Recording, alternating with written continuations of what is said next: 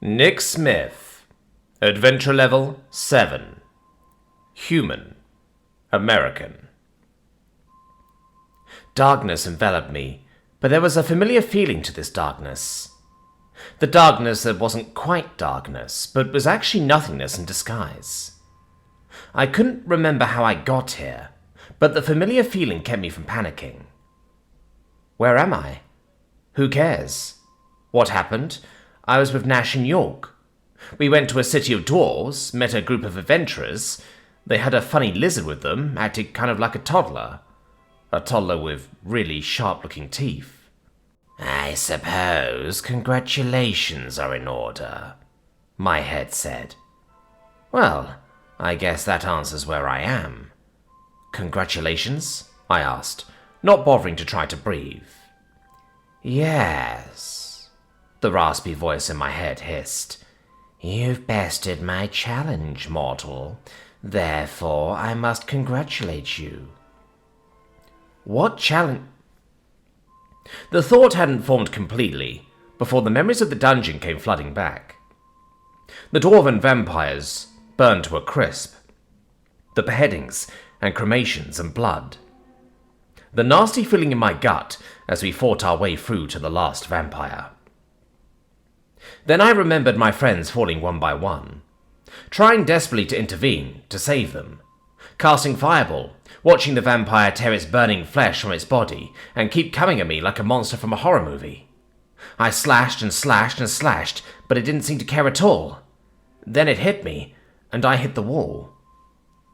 Was the vampire your challenge? I asked. How did I best it? Oh, it's a technicality, to be sure, the voice laughed. However, you worked on yourself enough to allow the machine in your head to overcome the challenge. Since the machine is an intrinsic part of you, you've overcome the challenge. Congratulations. Oh, thank you.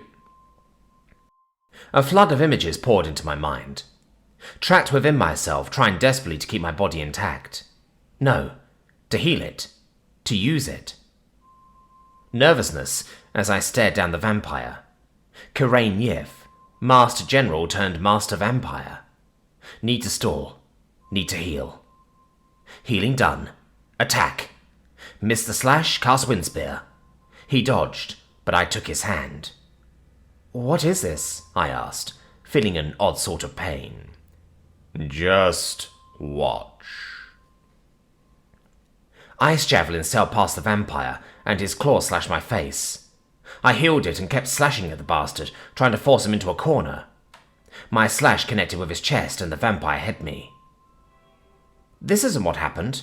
Wait, are these Ten's memories? Or are they my subconscious memories of Ten using my body? I saw the vampire finished, then the Lich and Kobold entered. I watched Ten nervously glance at York, and then nearly laughed when it pretended to faint to avoid detection. Now, you're all caught up, the god thing said. Why didn't you tell me about the challenge? I asked, once the pain faded. I'm not the same being you've been conversing with, it replied with a chuckle. I thought that would have been obvious. Oh, sorry, not quite used to all this yet. Why are you trying to challenge me?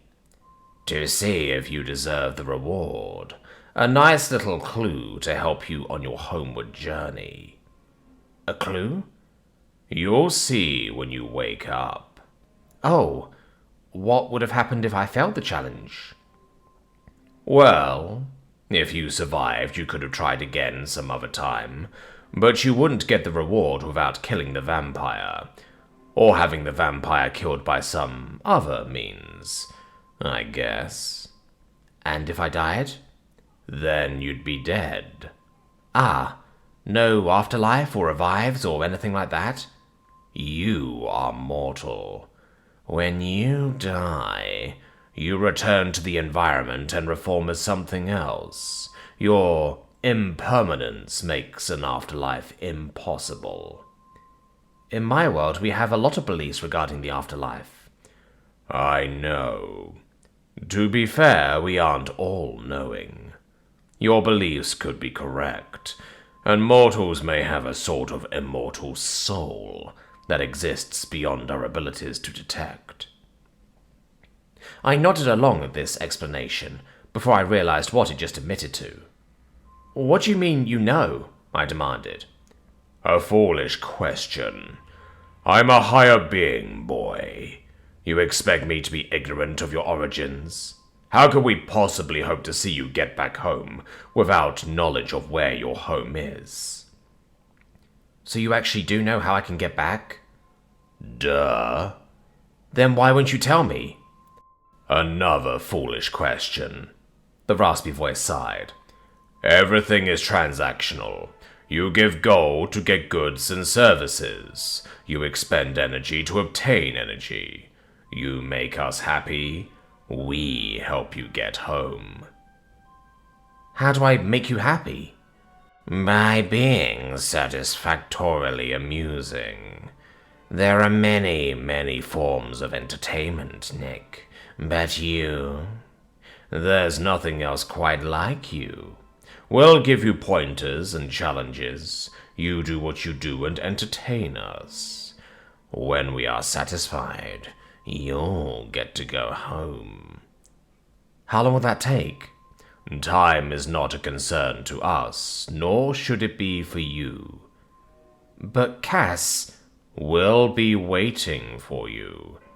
There wouldn't be any point to this without a proper incentive. So time isn't passing back home? I can tell you should not be concerned with the passage of time, but I am unable to elaborate further. The being laughed, as the sound of chains echoed in my head. Well then, I've given you the congratulations you are due, and answered some of your more pressing questions. Rest now. You'll awaken soon. Wait. I woke up to a very toothy mouse screaming in my face. Instinctively, I struck at it, but someone caught my hand. The scream turned to laughter as I yanked my hand back. Good morning, sleepyhead, Nash grinned. What the fuck? I demanded. A quick glance around informed me of my current location. The dwarves were laughing their asses off, and even York was hiding his mouth. Ifrima and Olmira were less amused, though. Then my eyes landed on the skeleton, and the embarrassment that had been threatening to turn my cheeks red immediately disappeared. He's friendly, York said, seeing my expression, and a significant historical figure, as it turns out. Significant historical figure? I asked. Once the laughter died down, York explained what the Lich had told them. The skeleton wearing the fancy robes and jewelry was actually Larry Visselmiro, son of Imlor the Grand. His father turned him into a lich while trying to find out how to become immortal, and he was forced to kill his father. I felt a pang of sympathy for the lich. My father would never do something like that, and I can't imagine hurting him. I do understand why Larry did what he did, though. The tablets might have information of interest to us. York continued his explanation. The Western Wasters have already agreed to accompany Larry to meet with some local Fae, in the hopes of getting the tablets translated. Shall we tag along? Yeah, I said, standing. My body felt like it weighed twice as much. That's the whole reason we're here. What language are the tablets in? I don't know, the Lich answered. I am fluent in many languages, but this one is very odd. In what way? York asked. Most languages are related to one another because of common ancestors and, for lack of a better phrase, linguistic interbreeding. Even the written forms share similarities, but these letters are odd. I suspect that it's a language from another continent. Don't we communicate with other continents? Revis asked. Like, through magic or something? Well, yes, York answered, but Larry raises a good point. I don't know what languages are used by the other continents.